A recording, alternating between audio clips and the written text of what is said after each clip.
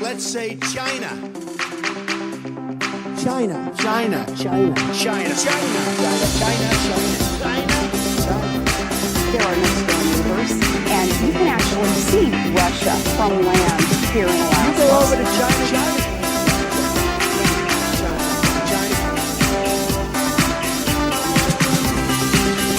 I did not have sexual relations with that woman.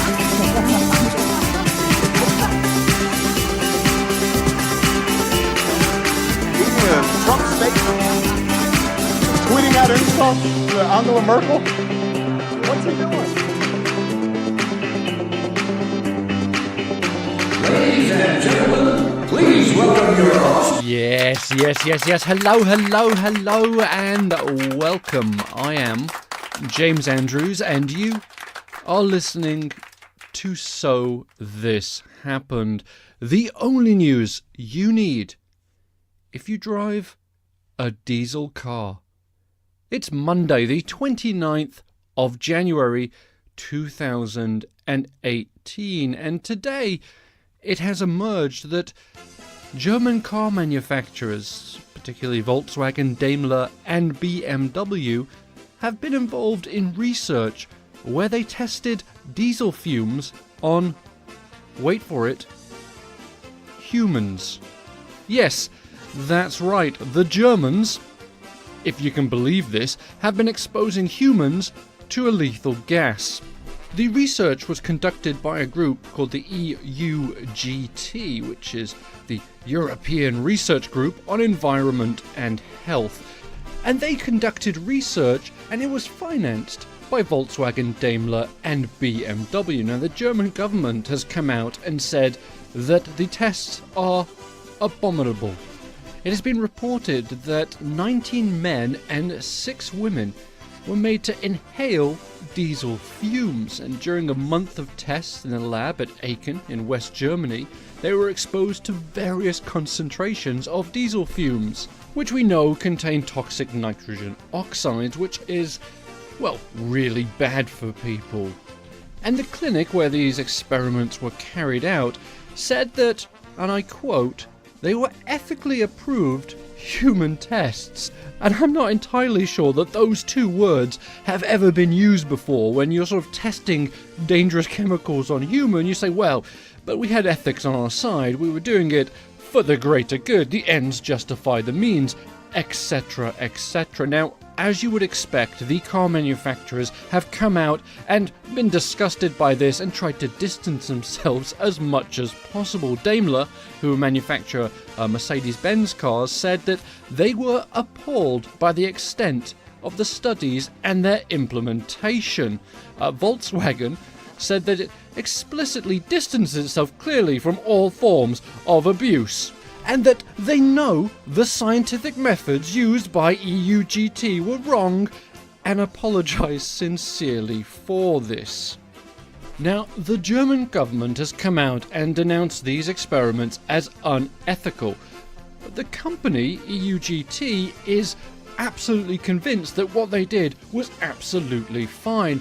They paid the people after all. That's right, they were paid about $11 an hour for a 2-hour time of exposure, and they insist that what the people were exposed to were just sort of the normal levels in Beijing. They then said that these studies are essential to back up policies that protect all of us. So again, there we are, the ends justify the means, but I think unless you're Donald Trump, you know that fumes from cars are not great for you or the environment, and you have to wonder what kind of people are saying, what, $11 an hour? To what, to stick my mouth around the back of a car? Yeah, I'm up for it. Yeah, give me the money, show me the money first. Yep, so what, I'll put my lips right round the tailpipe. Yeah, it's earthy. My God, what have we come to? And now on to something much more serious. Donald Trump yesterday was on Piers Morgan's show in England where he was interviewed, and for most of the interview it seemed like a big circle jerk between two old buddies. But Donald Trump did say some rather interesting things. He was asked why he had retweeted a far-right Nazi group, essentially from Britain, and he said, well, I'll apologise for that, and then didn't. One particular thing, so I wanted to try and just clarify with you. You retweeted an organisation called Britain First, one of the leaders, 3 times. And this Well, 3 times, boom, boom, boom, quickly. Right. Yeah. But this caused different. huge anxiety and anger in my country because Britain First is basically a bunch of racist, fascist. Of course, I didn't know that. Well, that's what I wanted to clarify with you. What did you know about them when you did those? Well, I know retweets? nothing about them, and I know nothing about them today other than I read a little bit. And I guess, and again, I'm in the United States, so I don't read as much about it. Perhaps it was a big story in Britain. Perhaps it was a big story in the UK. But in the United States, it wasn't a big story. I did a retweet. You know, retweet. Sometimes you do. Retweets are very... when you do your own tweeting, or you do your own social media, it's fine. When you do those retweets, they can cause problems because you never know who's doing it to start off The with. way it was interpreted, because you didn't take down the retweets for several weeks, the way it was interpreted was that you were effectively endorsing this bunch of racists, and that caused a lot of anger. Well, I don't know who they are. I know nothing about them, so I wouldn't be doing that. And I am, as I say often, I am the least racist person that anybody's going to meet. And certainly I wasn't endorsing anybody. I knew nothing about them. They had I guess a couple of depictions of radical Islamic terror. Radical Islamic terror, whether you like talking about it or not, Piers, is No, a fact. I'm going to come and talk about it. Because, you know, you look at what's going on. You look at what's going on in UK. No, I'm and going to... You look at what's going on all over the world. You're absolutely right so about we can that. try and shield it and say, oh, I'm not gee, it shielding doesn't anything. exist. I do just want to get one thing out Go of ahead. you. Given the amount of offence it caused, do you regret now those retweets? And do you wish you, with hindsight, hadn't done it? Well, you know, look, it was done because I am a big believer in fighting radical Islamic terror. This was a depiction of radical Islamic But they were terror. unverified videos. At least one of them was not what it They seemed. are, but this was, I didn't do it. I didn't go out and I did a retweet. It was a big story where you are, but it was not a big story get that. where I I get- am. I get that. So you're telling me something like Well, this is this airing in Britain, and I want them to get to the real you. Well, I'll tell you, the real me is somebody that loves Britain, loves the UK, I love Scotland. I wish, you know, one of the biggest problems I have in winning, I won't be able to get back there so often. I would love to go there. As you know, before this happened, I would be there a lot. Very special people and a very special place. So I don't want to cause any difficulty for your country, that I can tell you. Can I get an there will be- apology out of you just for the retweets of Well, Britain if you're First? telling me I think it there- would go a long way. Then here's what's fair. If you're telling me there's a horrible people, horrible racist people, Yeah. I would certainly apologize if you'd like me to do that. I know nothing about them. And you would disavow yourself of people like that. I don't want to be involved with people, Right. but you're telling me about these Yeah. people because I know nothing about these people. And so there he is, the President of the United States, which is, it's still painful to say, isn't it, honestly? Let's just look at that little snippet for just a minute there.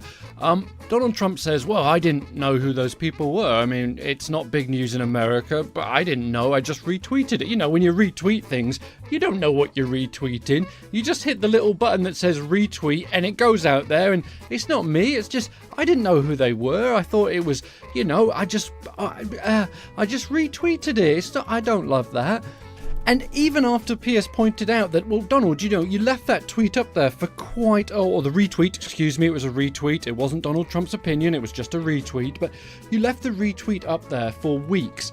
After the day you put it up, actually the minute you put it up, people started condemning you, saying, well, this is a far-right group. They're racists. They're bigots. He didn't do anything. And then in this interview, which was last night, he's gone, really? Really? I didn't know that, Pierce. I had no idea who these people were.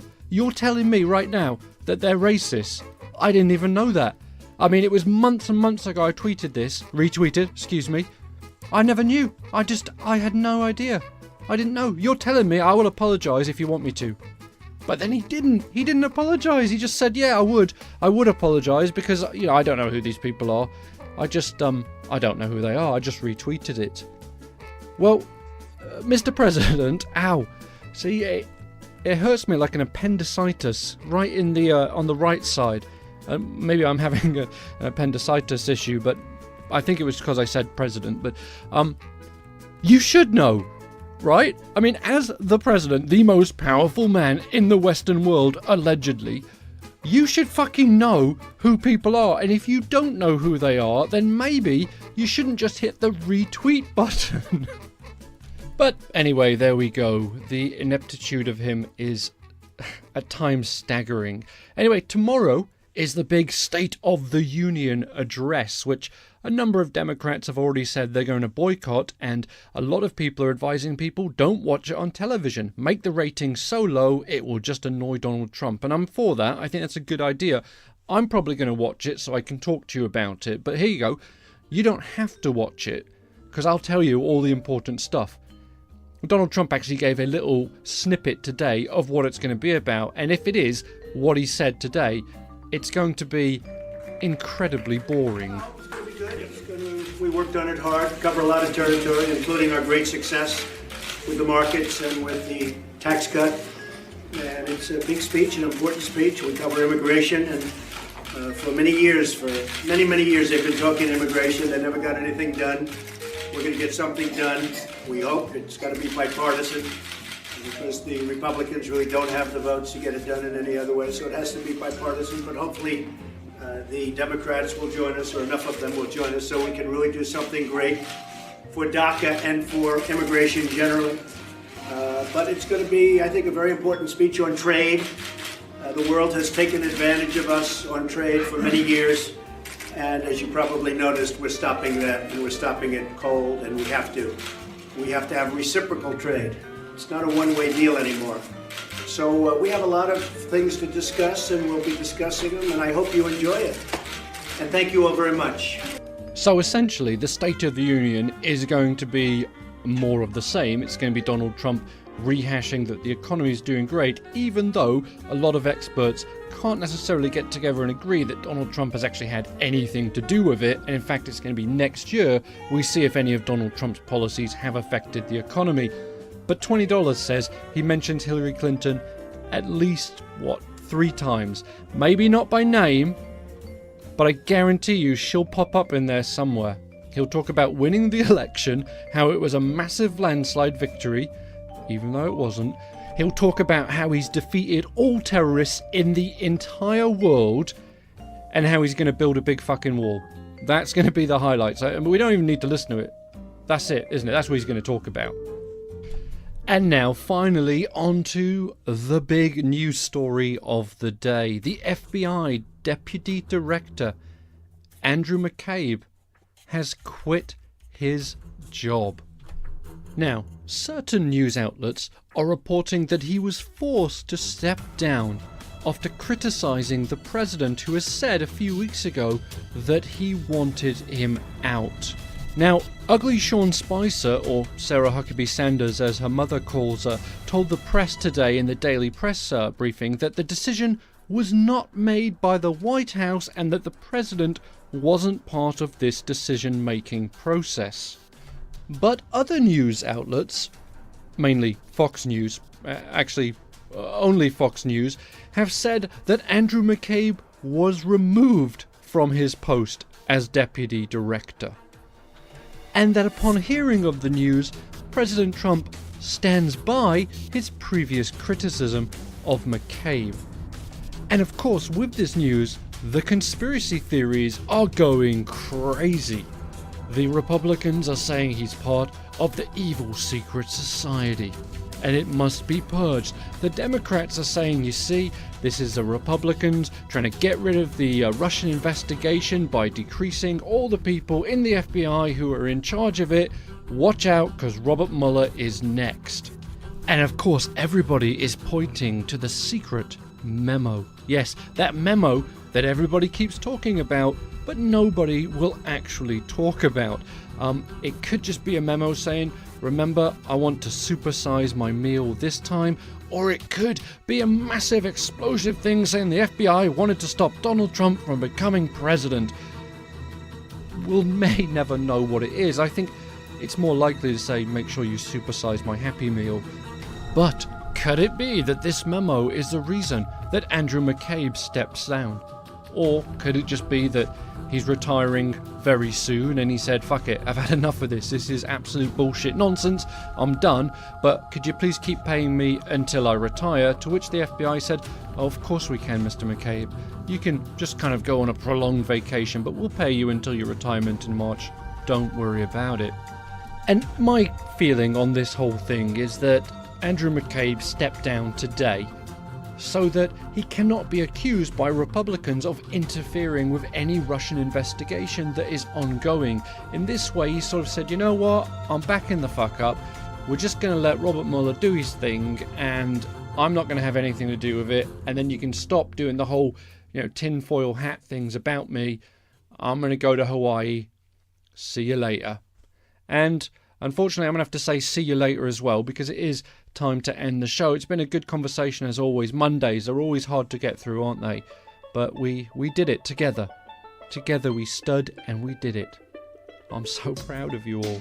Anyway, listen, we'll do this all over again on Wednesday. Have a great Tuesday, and remember, don't watch the State of the Union because it's going to be really boring, and it will be really funny to see Donald Trump tweet, "It was the most watched event on television this century." Love it. Anyway, have a great night, and we'll do this again tomorrow. Bye bye. No, we won't do it tomorrow. Sorry, we'll do it again on Wednesday. Good night.